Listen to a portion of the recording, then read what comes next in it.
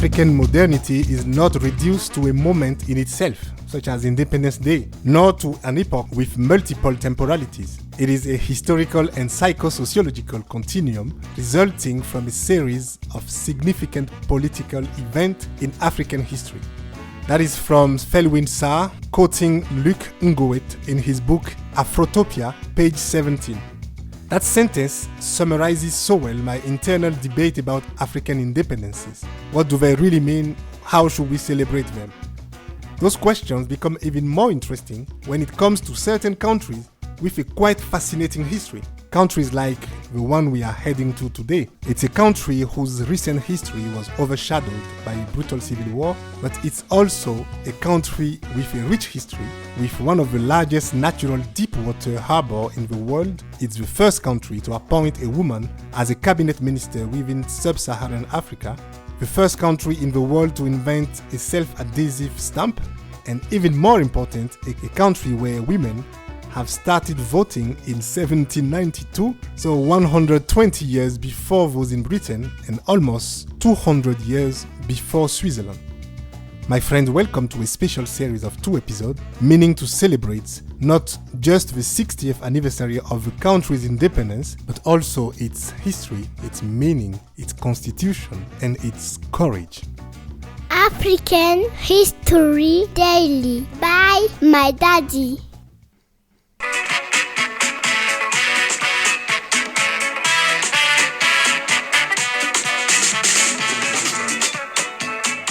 Our Sankofa flight starts today with 2 Portuguese sailors, Álvaro Fernandes in 1447 and Pedro da Sintra in 1462, who were among the first European explorers to detail their adventures along the coast of West Africa. History attributed to the latter the current name of this country. Apparently, he described this part of a coastal region as looking like a lion's teeth, although others said he actually thought that the thunderstorms over the mountainous peninsula sounded like the roar of a lion. He called the place Sierra Leone, meaning Lion Mountains. Sierra Leone evolved into Sierra Leone, which then became later Sierra Leone, a name that the British officially adopted in 1787.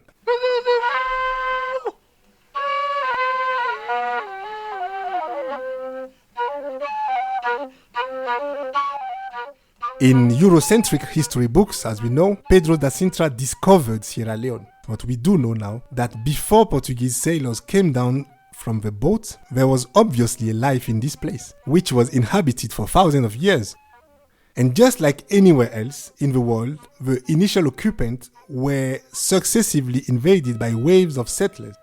Language pattern suggests that the coastal Bulom, Temne and Limba had been in continuous settled occupation with sporadic immigration from inland Mende-speaking people like Vai, Loko and Mende. They were organized in small political units of independent kingdoms or chiefdoms, or sometimes even larger confederacies. But despite their many political divisions, there was a cultural similarity, like in the Poro Society, a secret organization described by Dutch geographer Alfred Dapper in the 17th century. The Poro Society was common to many kingdoms and ethno-linguistic groups.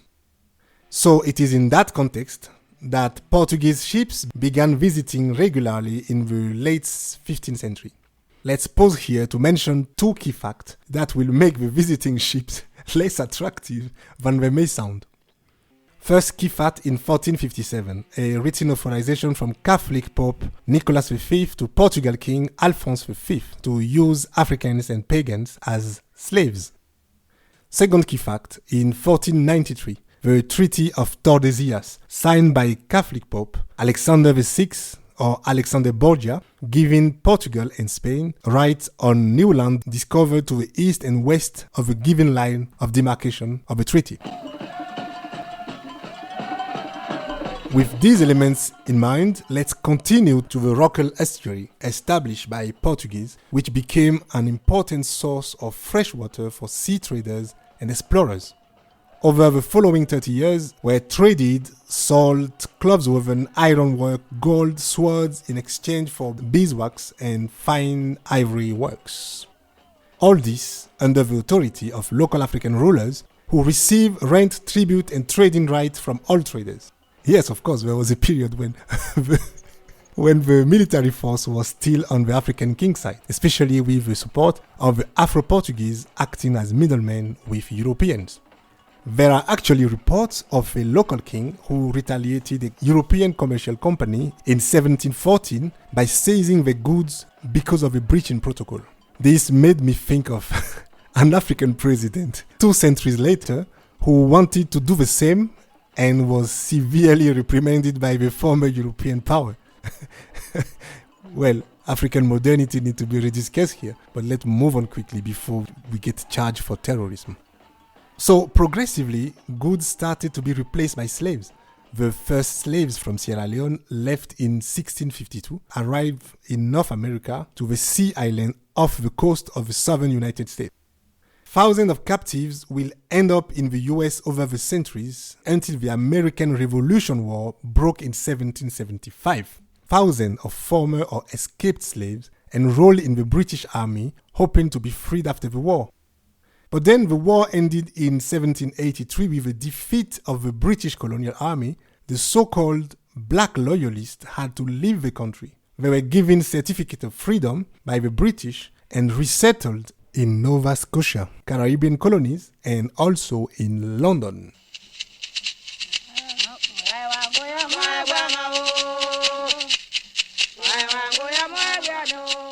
Those who went to London became part of what was called at the time London's Black Poor, along with other West Indians, Africans, and Asian inhabitants of London.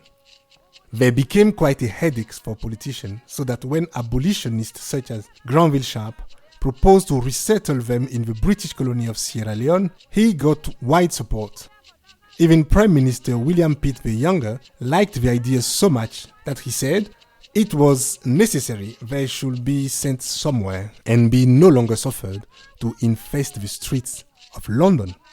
So all stars were aligned to send a first group of black loyalists to the coast of Sierra Leone in May 1787.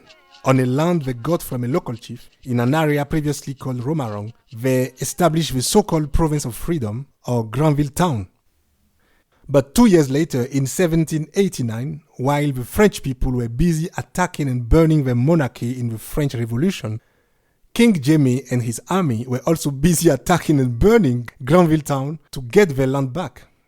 Revolutions, whatever the size, are not exclusive to any group of people. The remaining settlers created a second Granville Town near Fura Bay in 1791. But the question is that the city that we know today as Freetown, the capital of Sierra Leone?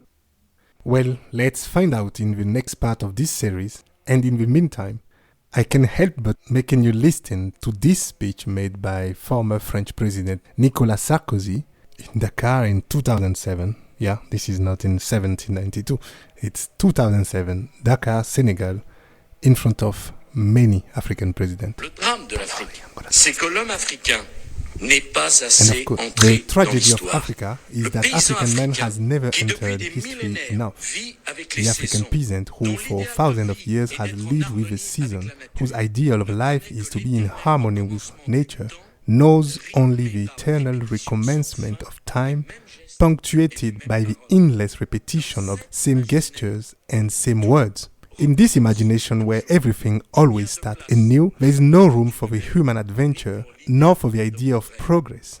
In this universe where nature commands everything, man escapes the anguish of history which grips modern man. Man never rushes into the future. It never occurs to him to leave rehearsal, to invent a fate of himself.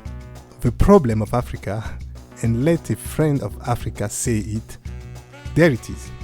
The challenge for Africa is to make more history. It is to realize that the golden age that it continues to regret will not come back for the reason that it has never existed. End of quote. So do you think Sierra Leone ever entered history?